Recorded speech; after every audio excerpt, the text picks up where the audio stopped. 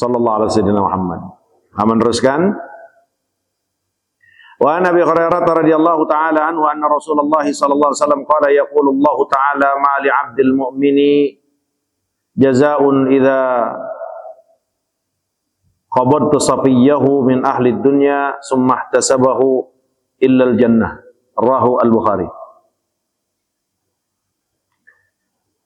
Dari Abi Hurairah riwayat al-Imam al-Bukhari bahwa Rasulullah sallallahu alaihi wasallam bersabda dalam hadis qudsi, "Ma li 'abdil mu'min jaza." Enggak ada buat hambaku yang mukmin satu balasan apabila aku ambil kesayangannya, aku ambil anaknya, aku ambil hatinya, aku ambil kecintaannya, anak kita, laki atau perempuan. Kemudian min ahli dunia. Ini bisa anak, siapapun yang kita cintai, ya istri bisa, atau anak, cucu. Kemudian ihtasabahu. Ihtasabahu arti udah pasrah, dia berharap pahala dari Allah. Inna lillahi wa inna ilaihi. Dia baca doa yang diajarkan Nabi, Allahumma ajurni fi musibati wa akhluf li khairam minha. Walillahi ma'ata wa lahu ma'akhaz. Hatinya redha walaupun air matanya bercucuran air mata. Walaupun hatinya nangis, sedih, tapi tetap tertahan hawa nafsunya untuk tidak komplain terhadap ketentuan ini. Apa kata Allah? Tidak ada balasannya kecuali surga. Maka kita ini termasuk hamba-hamba Allah, umat Sayyidina Muhammad, yang dimasukkan surganya itu gampang sekali, dimudahkan sekali, diprioritaskan sekali. Rawahul Bukhari. Sabar. Makanya kan dalam satu riwayat yang lain, kalau ada anak kita meninggal di usia belum balik 1, 2, sampai 3, itu udah jaminan orang tuanya di surga. 2, Rasulullah masih iya. Nah 1, ini riwayatnya. Kalau kita bisa sabar, bisa legowo, bisa menerima, walaupun air mata kita harus mengalir, itu tidak berpengaruh, maka balasannya surga. Karena Rasulullah pun saat Sayyidina Ibrahim alaihissalam, putra Sayyidina Muhammad sallallahu alaihi wasallam dari Sayyidah Maria Qibtiyah, itu meninggal, Rasulullah nangis. Ditanya oleh sahabat, "Atabki ya Rasulullah?" Apakah kamu menangis? Ya, karena ini adalah sebagai tanda sayangnya kita. Maka nangis, sedikit atau banyak air mata, itu secara hukum dibolehkan. Dan itu alami manusiawi, sebagai bentuk lembutnya hati seseorang. Karena air mata itu baru akan mengalir saat hatinya terenyuh. Raqat, itu raqqa qalbu, hatinya itu renyuh, lembut. Nah, tanda orang nggak bisa nangis itu hatinya keras. Dan manusia yang paling jauh dari rahmat Allah itu adalah orang yang hatinya keras. Nah, kenapa hatinya bisa keras? Karena jauh dari zikir. Jadi kalau hati kita romannya banyak tega sama orang, gua banget sama orang, itu hati kita keras berarti. Banyakin zikir sama Allah, istighfar sama Allah, sampai hati kita dilembutin. Selanjutnya, far'un wa yajuzu li ahli al-mayyit wa asdiqaihi taqbil wajhi. Ini juga sedikit kita sudah sampaikan. Sebagaimana satu riwayat dari Al-Imam Al-Bukhari min hadis Aisyah wa Ibnu Abbas anna Abu Bakr radhiyallahu taala anhu qabbala Nabi sallallahu alaihi wasallam ba'da mautihi. Nah, termasuk dibolehkan bagi keluarga mayit atau teman-teman untuk mencium wajah si mayit. Boleh mencium. Karena Rasulullah pun dalam riwayat sahih pernah mencium Sayyidina Utsman bin Maz'un. Begitu juga saat Rasulullah meninggal, Sayyidina Abu Bakar mencium keningnya Rasul. Jadi ketetapan hukumnya boleh mencium mayit. Nah, dengan catatan Ya kalau mahram, kalau saudaranya, familinya, mahramnya ya boleh. Laki perempuan. Tapi kalau bukan mahram jangan. Ada janda meninggal masih muda, nyotro aja nyium, jangan. Oh ya sikut, siapa lo? Habis hidupnya susah, matinya nggak apa-apa dah, biarin. Jangan, bukan mahram, haram, nggak boleh. Ya mayitnya mah kagak dosa, yang dosa mengali. Itu mengali. Mengali istrinya nonton nggak? Oke, jangan sampai nonton, nanti ketahuan mengali. Sabatat bihi al-ahadithu wa sarraha bihi ad-Darimi fil istizkar wa sarkhasi fil amali. Ini yang dimuat oleh beberapa ulama Syafi'iyah, minhum al-Imam ad-Darimi juga al-Imam Sarkhasi, bahwa bolehnya mencium jenazah qabla wa ba'da ghaslihi. Ya, sebelum atau sesudah dimandikan. Bagaimana dengan wudunya? Ya kalau wudu si mayit mah nggak batal, yang batal itu wudunya si yang hidup, yang nyium. Misalkan gitu. Kalau dalam mazhab Imam Syafi'i kan suami istri itu batal. Gitu kan? Nah, istri mau mencium lakinya nih. Ya, istri punya wudu lah, istrinya yang batal, suaminya mah nggak batal lah. Karena kan hukum buat orang yang hidup, bukan buat orang yang meninggal. Maka yang harus wudu ulang ya adalah istrinya. Ya kalau suaminya ya udah kelar, sudah selesai, sudah sempurna. Selanjutnya far'un qad dzakarna, sebagaimana yang dikatakan oleh Al-Imam An-Nawawi, qad dzakarna fi ma sabaqa annahu yustahabbu lil maridi as-sabru. Ya, sebagaimana yang telah kami sebutkan pada pembahasan yang telah lalu, bahwa termasuk disunnahkan ya untuk orang yang sedang sakit ini sabar, kuat, yustahab.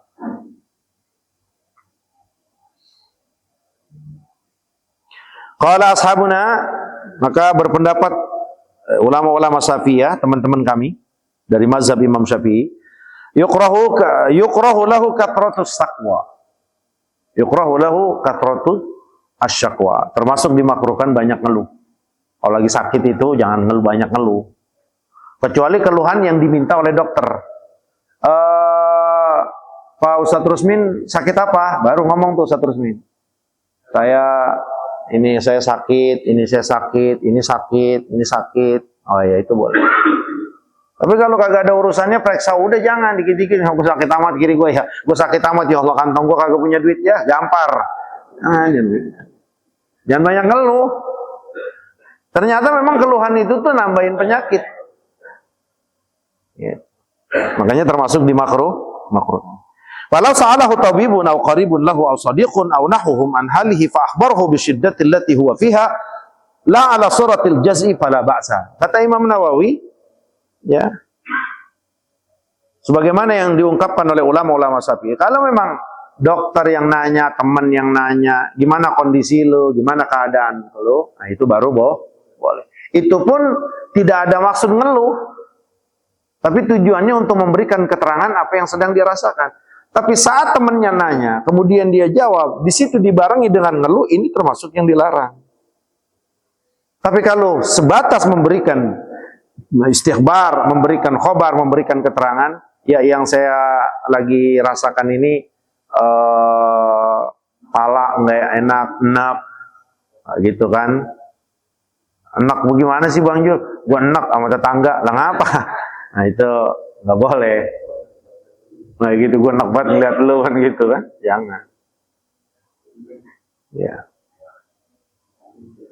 Dan kemudian qala al-mutawalli wa yukrahu lahu at-ta'awuh wal anin.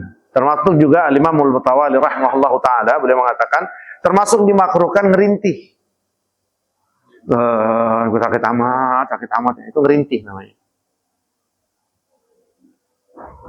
Ngerintih ada yang memang bawaan penyakit, ada ngerintih itu karena memang dia dojar atau jaza. Ya, ngeluh masuk kategorinya, itu dilarang. Nah, tapi di sini ya perkataan Al-Imam Mutawali, Al-Imam Qadi Abu Thayyib, Sahibu Syamil wa ghairuhuma min ashabina, itu wa hadzal ladzi qaluhu min al-qarahati dhaifun aw batilun. Kalau kelas Imam Nawawi ini kelas ulama nih, Pak. Jadi Al-Imam Mutawali Abul Qadi juga Abu Thayyib, Qadi Abu Thayyib, beliau mengatakan bahwa ngerintih itu termasuk dimakruhkan. Kata Imam Nawawi, apa yang mereka ucapkan ini sebenarnya lemah. Bahkan bisa dikategorikan batil, tidak benar. Kenapa? Fa innal makruha huwa alladhi thabata fihi nahyun maqsudun. Satu keadaan baru akan dikatakan makruh kalau memang di situ ada sebuah larangan. Kalau nggak ada larangan, nggak bisa kena hukum makruh. Nah, kata Imam Nawawi, walam yasbut fi hadan nahyun. Nggak ada satu hadis pun dalam hal ini yang melarang ngerintih. Bal fi Sahihul Bukhari, kata Imam Nawawi, bahkan di dalam Sahihul Bukhari Anil Qasim qalat Aisyatu wa ra'sah. Faqala Nabi, bal ana wa ra'sah. Itu riwayat Imam Al-Bukhari. Ini dasaran Imam Nawawi mengatakan bahwa ngerintih itu bukan maksudnya, aduh sakit amat sih pala gua, itu pengertian at-ta'awuh namanya. Itu kan makruh dibilang. Kata Imam Nawawi itu enggak makruh karena Nabi ngelakuin itu. Sayyidah Aisyah ngelakuin itu. Sebagaimana yang dikeluarkan oleh Al-Imam Bukhari. 5 hari Rasulullah mau meninggal, kalau tidak salah saat itu hari Kamis. Pulang dari Baqi, Rasulullah ke rumah Sayyidah Aisyah radhiyallahu taala anha warḍaha. Tahu-tahu Sayyidah Aisyah kepalanya lagi sakit sampai dibilang wa ra'sah ya Rasulullah. Kepala sakit banget ya Rasulullah. Kata Rasulullah, bal ana wa ra'sa ya Aisyah, tapi aku yang lagi sakit. Jadi saat itu saya dapati memang kepalanya lagi sakit. Rasulullah juga sakit kepala, dan itu adalah sakit awal wafatnya Sayyidina Muhammad. Cuman saat itu pun Rasulullah masih tetap bisa bercanda. Ya udah Aisyah, kalau kamu meninggal duluan, ntar aku yang mandiin, aku yang ngapanin, aku yang sholatin. Kata Rasulullah. Lalu Sayyidah Aisyah menjawab, kalau begitu enak dong ntar Rasulullah sama bini-bininya, gitu. Begitu emang riwayatnya. Kata Sayyidah Aisyah, ntar enak dong kata Rasulullah sama bini-bininya. Rasulullah tiba senyum aja. Mananya apa? Ini kelas Sayyidina Muhammad. Istrinya sekelas Ummul Mukminin, tahharallahu min sab'is samawat, yang Allah sucikan dirinya itu dari 7 lapis langit. Saat Rasulullah bilang, kalau kamu meninggal duluan, aku yang mandiin, aku yang ngapanin, aku yang salat. Jawabnya apa Sayyidah Aisyah? Kalau begitu enak dong ntar Rasulullah mau bini yang lain. Maknanya kalau bini kita romannya rewel, lihat, namanya juga perempuan. Kalau bini kita cemburu, ngertiin, bini kita bukan Sayyidah Aisyah. Sayyidah Aisyah aja cemburu. Lah Sayyidah Aisyah itu pernah diserowok, tahu nggak diserowok? Woi, diserowok. Tuh, begitu dong. Bang Jul itu makanya kalau dia nggak ngaji anak sepi begitu, Bang Haji Budi. Nggak ada yang bisa terjemahin bahasa anak kecuali dia Pak Muzaki. Pak Haji Muzaki nggak paham kan serowok? Apa bagaimana Pak Bang Jul? Serowok gimana? Tuh, diserang dengan jarak dekat. Sayyidah Aisyah itu pernah diserowok loh sama Sayyidah Zainab. Sayyidah Zainab istri Nabi, Sayyidah Aisyah juga istri Nabi. Ditahan sama Rasulullah, gitu kan? Dan Sayyidah Aisyah minta izin, ya Rasulullah, boleh nggak aku ngebalas? Gitu kan? Boleh nggak? Diem dulu Rasul. Cuman Rasulullah bilang sama Zainab, Zainab, kalau bahasa kitanya, Neng, sayang, lu biar tahu Aisyah anaknya Abu Bakar. Lihat tuh. Zainab, ingat, Aisyah anak Abu Bakar. Terus nggak lama Rasulullah izinkan Sayyidah Aisyah untuk ngebalaslah kasarnya, dampratan si Zainab. Sampai marah Sayyidah Aisyah saat itu. Ya madu wajar Pak, ribut, bener gak? Nggak ada yang iya karena nggak ada yang paham. Diam aja bengong. Aduh, bingung kadang-kadang Bang Haji Budi kita ngomong ini. Bang Udin gimana sih? Gitu. Itulah artinya dari dasaran hadis ini, saat Rasulullah Sayyidah Aisyah bilang, wa ra'sa, palaku ya Rasul sakit. Rasulullah bilang, bal wa ra'sa ya Aisyah, tapi palaku itu sakit banget. Ya kalau Rasulullah sakitnya itu 2 kali lipat, Pak. Sallallahu ala Nabi. Kita sakit puyengnya sakit banget, Rasulullah itu 2 kali lipat sakitnya. Iya. Jangan pikir Rasulullah itu jadi seorang Rasul, ya itu keinginan Allah jadi seorang Rasul sebagai utusan Allah.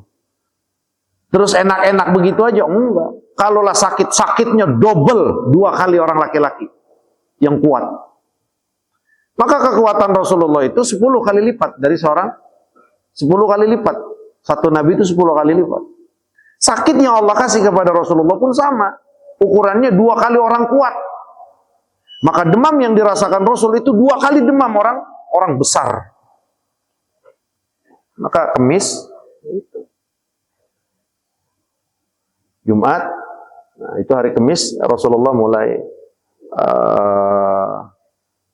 izin kepada istri-istrinya, ridoin kalau aku kepengen di rumah Sayyidah Aisyah. Iya ya Rasulullah, kami ridho, kami ikhlas. Begitu. Akhirnya Rasulullah di rumah Sayyidah Aisyah. Nah makanya meninggalnya di rumah Sayyidah Aisyah. Nah itu kuburan Sayyidina Muhammad, itu di rumahnya Sayyidah Aisyah. Waktu Rasulullah dikuburin di situ, Sayyidah Aisyah masih tinggal di samping. Nggak dipakein penghalang apa-apa. Meninggal Sayyidina Abu Bakar, langsung izin sama Allah, sama Rasul, kalau memang aku diizinin, kalau memang Rasulullah ridho. Ini cerita salah satu guru dari guru kami Syekh Kisik, Abdul Hamid Kisik rahimahullahu taala, wa rafa'a darajatihi fil mahdiyin, dalam salah satu ceramahnya, Sayyidina Abu Bakar sebelum meninggal, aku ingin dikuburkan di samping Rasulullah sallallahu alaihi wasallam. Tapi jangan langsung main kuburin aja, izin dulu. Nah saat itu makam Sayyidina Muhammad itu udah dikunci, udah digembok. Izin dulu. Kalau memang Rasulullah Sallallahu Alaihi Wasallam mengizinkan aku dikuburkan, maka gembok itu akan terbuka sendirinya. Benar. Gak lama Sayyidina Abu Bakar meninggal, ya jamaah yang bawa Sayyidina Abu Bakar itu bilang, kalau memang benar Abu Bakar ini diizinkan di samping Nabi, maka pintu akan terbuka sendirinya. Benar. Gembok kebuka, pintu kebuka sendiri. Dikuburin. Nah saat itu Sayyidah Aisyah tetap masih belum pakai tirai.